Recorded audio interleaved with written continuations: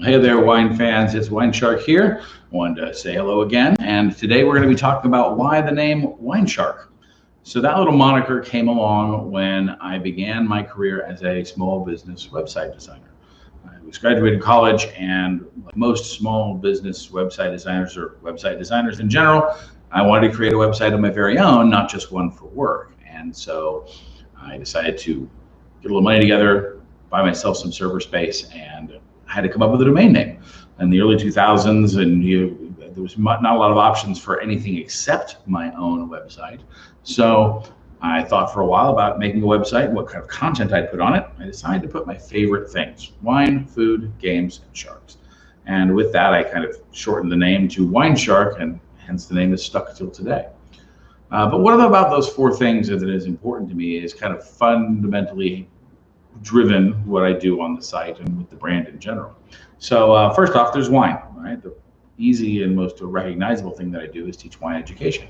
Wine has always been a part of my life. My parents were fans of wine, and I was educated in my early life about the world of wine. I was allowed to taste wine and see what kind of things, kind of flavors it would have. My parents would often have a glass of wine after work, before dinner, or perhaps with dinner. And so wine was always around. It was around for celebrations. It was around for something that was every day, but it was also something that was used as an elegant treat.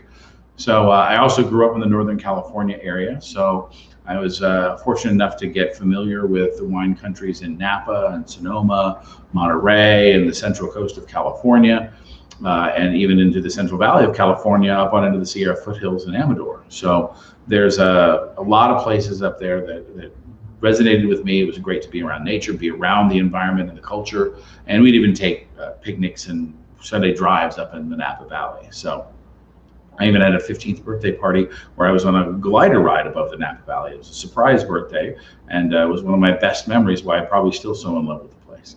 So after that, I was professionally exposed to wine growing up in college, and I learned to start selling wine professionally as a waiter. And so they would bring in wine reps that would teach us classes. I had a couple of other formal classes on service and understanding wine, helping recommend wine to guests. And that kind of began my professional passion for the topic. And then after I quit waiting tables and went off to go do website design after college, I kept that passion alive and wanted to learn more. Everybody wants to grow up and be a big fancy wine snob. And so I had visions of that kind of James Bondy thing in my mind. So I decided to pursue that with books and magazines like Wine Spectator, and just reach out and start trying stuff on my own. And because of the passion that I have for it, the information seemed to stick. And I often had people referencing me with questions. And so a few years later, the idea for WineShark as a business was born. And here you find me today. So then there's food. I also grew up in a cooking household. Both my parents would cook. My grandparents would cook. I was always in the kitchen at some point in time or another. And early on in my life, I would experiment with food. Not only did I get exposure to TV shows on PBS like The Frugal Gourmet and Julia Childs and Yan Can Cook, I would take those things and experiment in the kitchen myself. Or I even had a children's cookbook that I would experiment with, making various formal recipes. And it's kind of where my love for that started. When I was in high school and I started working in a kitchen, I went from being a cook to a dishwasher to a cook, up to a line cook, and then onto the grill. And while I never got any formal chef style training, I learned how a professional restaurant operates and had a lot of fun in that service industry for many, many years that later culminated in waiting tables. And I would even say it's still part of my life today. Then there's games. Games is probably just the most personal part, but I've always loved games, from video games and PC games to board games and role-playing games. All kinds of games are very, very important to me, and they're really how I like to spend my leisure time. They offer escapism to me, and relaxation when times of stress. They allow me to have creativity, and also our mental exercise.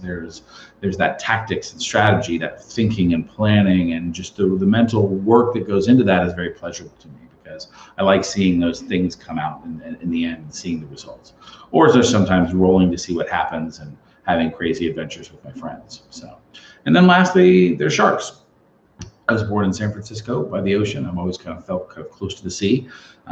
Again, during my youthful television watching, there was lots of exposure to sea documentaries and stuff. And by the time that Shark Week came around on Discovery Channel, it became a full-blown passion for not only sharks as the creatures that they were, how misunderstood they were, but also about ocean advocacy and the environment and how we were, not really treating our oceans with the respect and care that are needed if we plan on living on this planet for any length of time.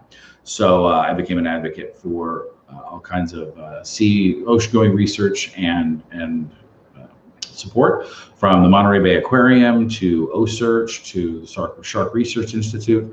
Those are all charities that I endorse and support wholeheartedly. So there you go. Wine, food, games, and sharks. Those are the big four things. But thank you guys for your viewership. Like, comment, and subscribe. Share my goofy videos with other wine drinking friends if you're interested.